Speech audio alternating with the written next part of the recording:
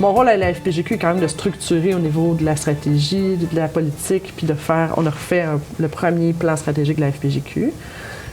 Mais quand même, là, mon rôle est quand même un peu plus politique, mais c'est pas moi qui est au devant, c'est pas moi qui prends la parole, c'est pas moi qui fais. Ouais. Mais il y avait quand même un contexte où vous avez dû redresser une gestion, là. Oui. Ouais. Ouais. Ça, Ben, en fait, il n'y avait plus personne. OK. Moi, on m'a embauché. L'équipe en place avait quitté en octobre 2020. Vous êtes arrivé dans un bureau vide. Il n'y avait personne. Je suis arrivée complètement dans un bureau vide, sur Saint-Laurent, immense bureau, 5 ordi, tout noir, je ne comprenais pas ce qui se passait. Il faisait super chaud parce que les gens ont oublié de fermer le chauffage. Est-ce qu'on vous avait dit ça quand on vous avait engagé? Tu t'en viens dans un bureau En fait, j'avais fait vide? des recherches.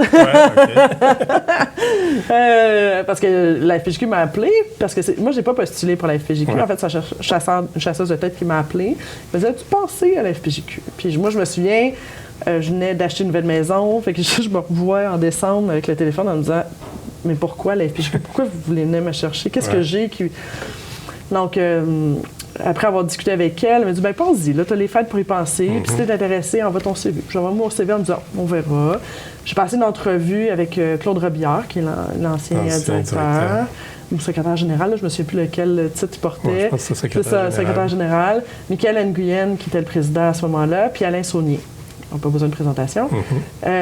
Donc, les trois, on passe une entrevue, mais c'est une heure et demie, je pense, de discussion où on a du plaisir, on rit, on s'amuse. Puis je me dis, ça a vraiment l'air...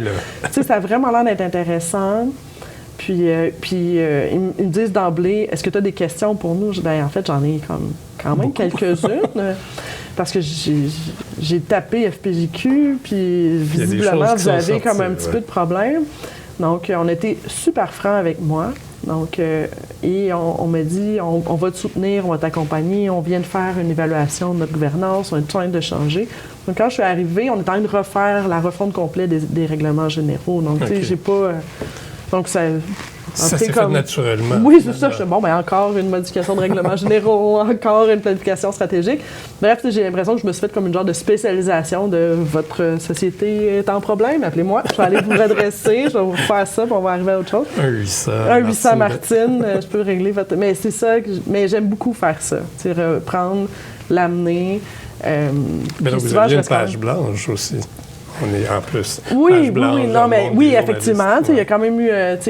Claude Robillard m'a quand même accompagné beaucoup au début. Il est encore au téléphone quand j'ai besoin de lui. Il est venu passer une journée avec moi récemment parce qu'on se posait des questions sur comment gérer le 30. Puis bon. Puis là, je me disais, ben moi, j'ai mon idée, mais il y a sûrement tout un passé qui explique pourquoi on est rendu là. Puis, donc, oui, c'est ça, il y a beaucoup ça, de faire confiance à ceux qui ont l'expérience avant moi, puis de partir de leurs idées, puis de l'amener ailleurs. Puis de comprendre que des fois, il peut y avoir des clashs de génération aussi. Je veux dire, des fois, c'est ça, Claude va me dire des choses, puis je fais, ouais, je suis plus sûre qu'aujourd'hui, on fait ça comme on ça. pourrait faire ça comme ça, mais... D'accord, mais en même temps, je comprends la perspective parce que c'est ça, j'ai eu à le gérer pendant un petit moment.